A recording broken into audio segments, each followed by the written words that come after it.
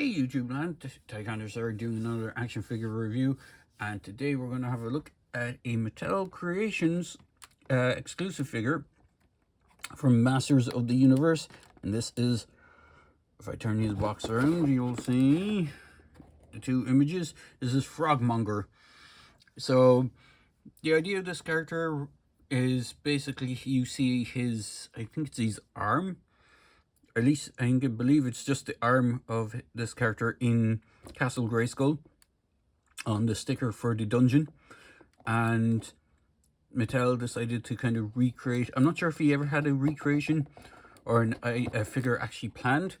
It comes in this brown mailer box, and then when you open the brown mailer box, you are treated to the more standard Masters of the Universe packaging. And now the only difference between this and some of the other Mattel Creations collector stuff is that this doesn't have the collector friendly packaging, which is a shame. I would love to have that on this guy, where the blister card, you can just slip the whole backing off and you don't have to open the figure, as in you don't have to rip open the box, because the artwork on the box is fantastic. You can see this is an image, a supposed image of the other creatures that are in that dungeon from Grayskull. There's even like a small, I think that's like supposed to be the key to the dungeon. You have the dungeon grate just here, and then you have all the creatures kind of bursting out of it. So that weird tentacle creature that they did do a figure of in the, or at least part of it, for the Grayskull set, which came with the spacesuit, and I think it came with that and the Ghost of Grayskull. So you kind of have that thing. These glowing skeleton guys are coming soon. They're going to be warriors for Skeletor, so you can kind of recreate that. Technically, if you had Jake the Snake Roberts, you could get away with using the snake for that, and then this guy would be the only guy that doesn't really have a figure. So it is interesting to note that it is based on a little arm that's kind of coming up through a grate in on a playset, but they decided to create an entire figure for this guy, which is pretty cool. So in the packaging, he doesn't come with that many accessories. He does come with a blaster, or a trident style ray gun. It has that really old Flash Gordon look to it, which is really cool. It kind of reminds me of like the ray guns from Flash Gordon, like Ming the Merciless and all those. Kind of has that look to it. You get a mini comic, which is exclusive to this set, which is a pretty nice little mini comic. It's the only way of getting that particular mini comic, as far as I'm aware. Usually with a wave of figures, you'll get the same mini comic packed with every figure in that particular wave. But in this case, because he's a unique exclusive, he's actually comes with just that one mini comic. So for the most part, this guy is a slight bit of reused parts, slight new parts. His torso is completely new.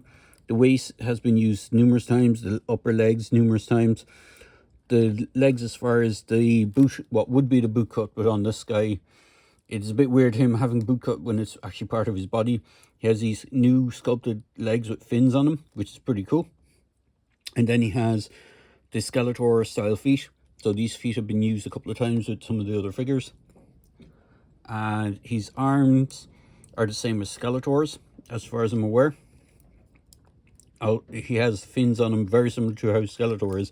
I'm not sure these are exactly the same as Skeletor's. They look very similar. I could be wrong, but I know the hands are unique to him. His upper shoulders are kind of the generic shoulder from the elbow up is kind of generic. His head is unique. He actually technically has an extra accessory in this kind of, I don't know, is it a rocket tube breathing apparatus kind of thing? I'm not too sure what it is, but you can put them together without this, which is quite nice. He should stand around 5.5 inches tall. So he's a bit tall with the legs outstretched. If you get him in the more kind of common squat position that the Masters figures used to be in, which is where their legs are bent. He comes in at that 5.5 inches. I keep going 3 3/4 inch because I'm more used to that scale. Just throw this ring thing back on and pop his head back in.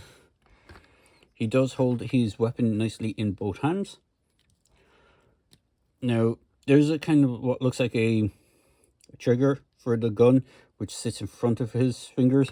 So I'm not sure if that's it's supposed to be like that, but it is the way it fits in. But he is quite a nicely done figure. There's a few bits of paint apps on the blaster. There's just these black painted on pieces.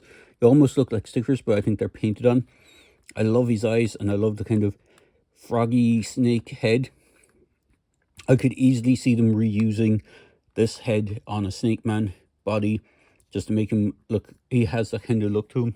He's kind of, you know, amphibian, reptilian head, so they could easily reuse it. Now I'm just looking around to see if I have any other Master stuff close at hand so you can see scaling. Unfortunately,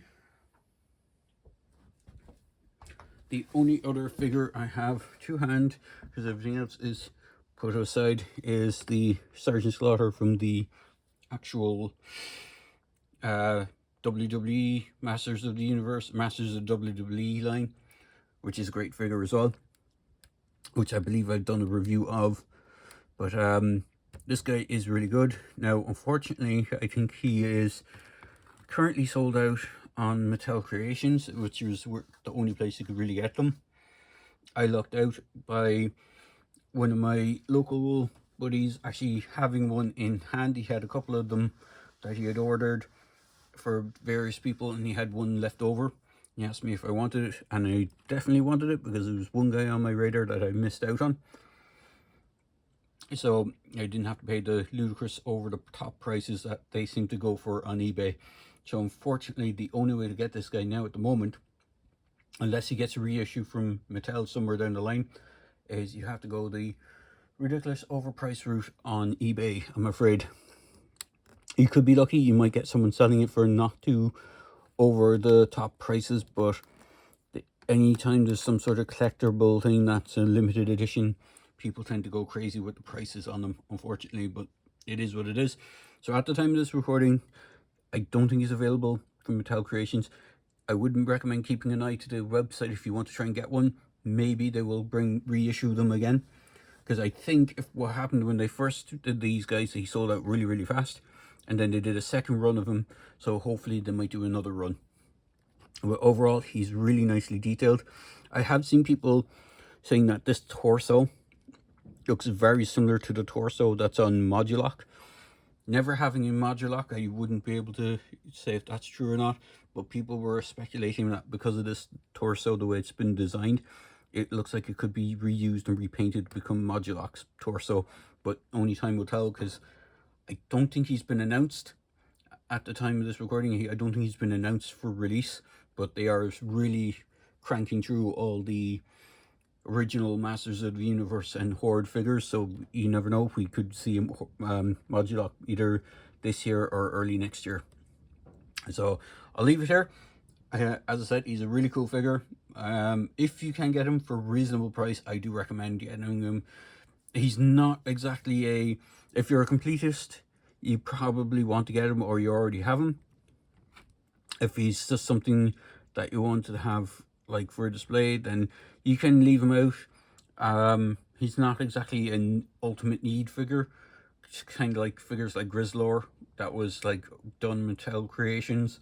He sold out as well, but I got the whatchamacallit, the Power Concept, which has the darker version of Grizzlor, and I don't mind only having one, but some people want both versions, the ones with the lighter fur and the darker fur.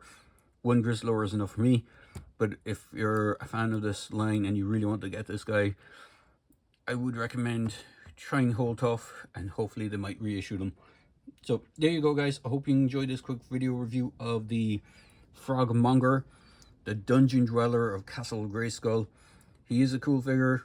Unfortunately, he was an exclusive, so not everyone will be able to get one, but if you can, try and get one at a reasonable price.